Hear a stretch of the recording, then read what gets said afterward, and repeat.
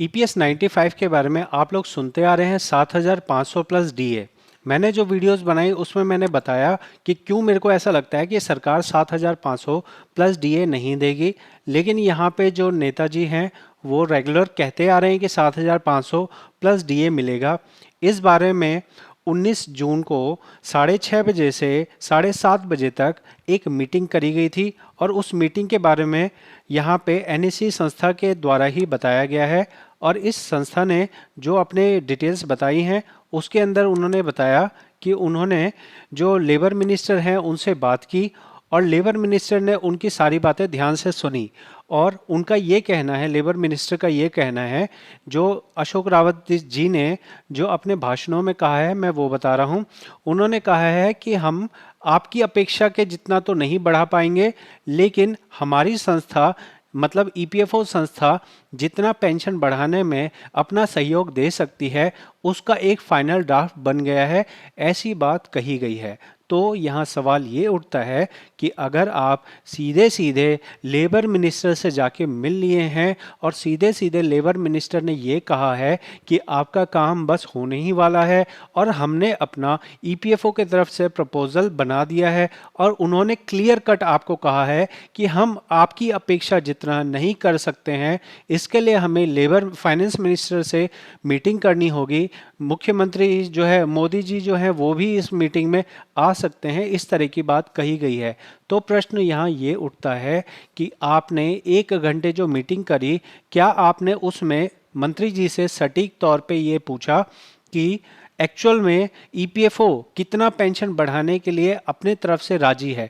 क्योंकि आप लोगों को पता होगा कि ईपीएफओ की जो रिपोर्ट है उस रिपोर्ट के हिसाब से ईपीएफओ आज जो है घाटा उठाता है, तब जाके मिनिमम 1000 रुपये पेंशन दे पाता है। तो उस वर्किंग के हिसाब से सरकार से सीधे सीधे जो मुखिया हैं उनसे ये पूछना तो बनता ही है कि अभी आपने जो प्रपोजल बनाया है उस प्रपोजल में आपकी संस्था कितना पेंशन देने के लिए तैयार हैं। फाइनेंस मिनिस्टर जो देंगे सो देंगे, लेकिन मंत्री जी कितना देने के लिए तैयार हैं, अपनी पॉकेट से कितना देने के लिए तैयार हैं, ये प्रश्न बनता है जिसके बारे में एनएससी के किसी भी नेता ने एनएससी के किसी भी जो है भाषण में किसी भी तरह का जिक्र नहीं किया गया है। फिर से एक ओपन एंडेड जो है शॉट लगाया जा रहा है कि जो है मंत्री जी ने कहा है बढ़ेगी, मंत्री जी ने बताया है कि जल्द ही काम होगा, फाइनेंस मिनिस्टर से जल्द ही मिला जाएगा। तो यहाँ पे हमें ये प्रॉब्लम नहीं है, मेरे को ये बिल्कुल भी डाउट नहीं है कि पेंशन बढ़ेगी। मेरा डाउट बस ये है कि जब आप किसी मंत्रालय के सर्वोच्च अधिकारी से मिलते हैं तो आप उनसे सीधी सीधी बात क्यों नहीं पूछ पाते हैं, सीधी सीधी बात क्यों नहीं बताते हैं? जब आपको सीधे सर्वोच्च व्यक्ति बोल रहा है कि हमने अपनी रिपोर्ट फाइनल कर दी, तो ईपीएस 95 के सदस्यों के सबसे बड़ी संस्था आप हैं, एनएसी है सबसे बड़ी संस्था। तो एनएसी से बिना सलाह मशवरा लिए किस तरह से फाइनल ड्राफ्ट तैयार कर लिया गया, लेबर मिनिस्टर ने किस तरह से फाइनल ड्राफ्ट तैयार कर लिया गया और कितना अमाउंट डिसाइड हुआ है, ये आपको क्यों नहीं बताया गया है? इसमें क्या अड़चन है बताने में?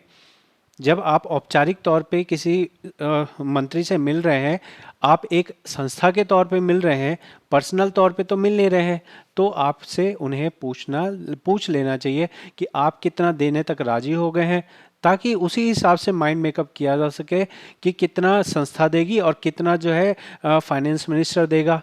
और फिर से यहाँ पे बोला जा रहा है कि 1 महीने के अंदर अंदर अगर कुछ नहीं होता है तो बड़ा हम काम करेंगे। 99% श्योरिटी दी जा रही है कि 99% जो है हो चुका है।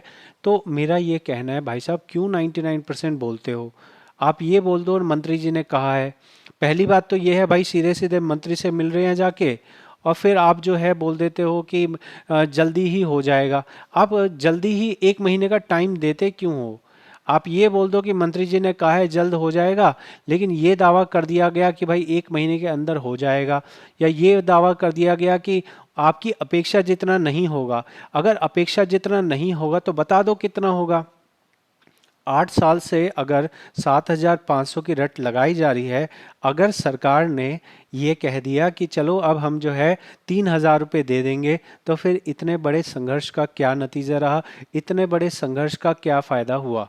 तो यहाँ पे मेरे को लगता है कि कहीं ना कहीं पारदर्शिता की कमी है, कहीं ना कहीं कुछ दिक्कत है, जो या तो मंत्री लोग हमारे एनएसी के नेताओं को बिल्कुल भी जवाब बिल्कुल भी जो है सीरियसली नहीं लेते हैं, बिल्कुल भी जो है सही तरीके से जानकारी नहीं देते हैं, जिस वजह से क्रेडिबिलिटी घटती है उन नेताओं की, जो नेता हर बार ये कहते आ रहे हैं कि बस अब जो है काम हो ही गया है। अगर कोई बात कोई बयान मंत्री जी कहते हैं तो उनके पास ट्विटर है, उनके पास अलग अलग प्लेटफॉर्म है, कोई न्यूज़ चैनल है, वो अपनी बात क्यों नहीं बताते।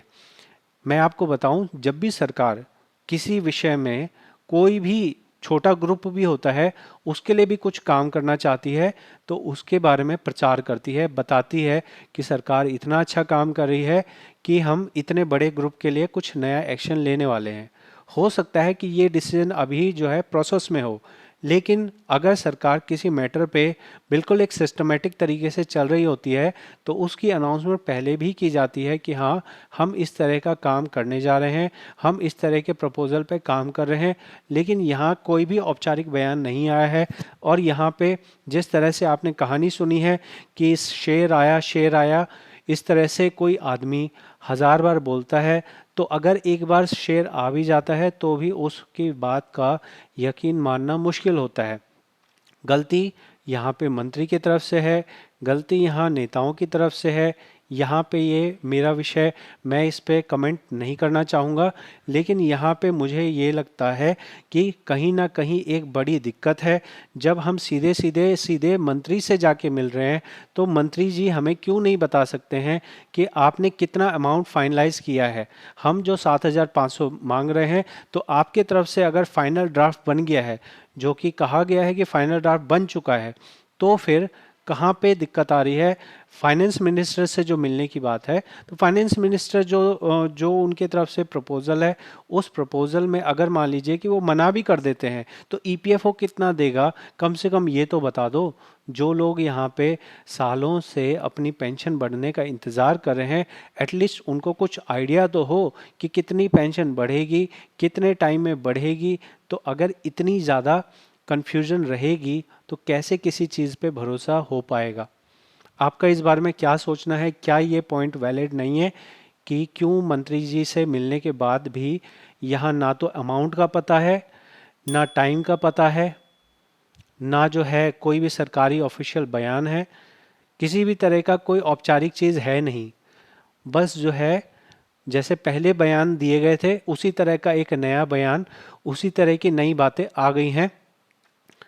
यहाँ पे आपको फेक न्यूज़ भर भर के मिलती रहेंगी, लेकिन अगर यहाँ पे मेरे कुछ सवाल हैं तो उसके ऊपर मुझे टारगेट किया जाता है कि भाई ये जो है नेगेटिव बोल रहे हैं, ये जो है कुछ लोग जो है गलत वीडियो बना रहे हैं। अगर मैं गलत वीडियो बना रहा हूँ तो ये जो हज़ारों वीडियो है जिसके अंदर हर रोज़ पेंशन बढ़ जाती है, ये सब अच्छी वीडियोज़ हैं? क्या ये सब अच्छी वीडियो है? मेरे हिसाब से तो अच्छी वीडियो नहीं है। ये सब फेक वीडियो है, और जो मैं वीडियो बना रहा हूँ वो तथ्यात्मक वीडियो है। आप मेरी किसी भी वीडियो को देख लीजिए और उसमें मैंने जो भी कहा है आप मुझे उसे बता दीजिए कि जो जिस रिपोर्ट को मैंने दिखाया है उस रिपोर्ट में कहाँ गलती है। मैं बिना सरकारी डॉक्यूमेंट के बात नहीं करता हूँ, सरकारी डॉक्यूमेंट होता है तो ही बात करता हूँ। अभी तक जो भी मैंने वीडियोस बनाई है सबका प्रूफ है, सबकी बातें जो है सरकारी कागज़ से मैंने पढ़ के बोली हैं। आपका क्या सोचना है इस बारे में ज़रूर कमेंट में बताएं। मिलेंगे अगली वीडियो में। बहुत बहुत धन्यवाद।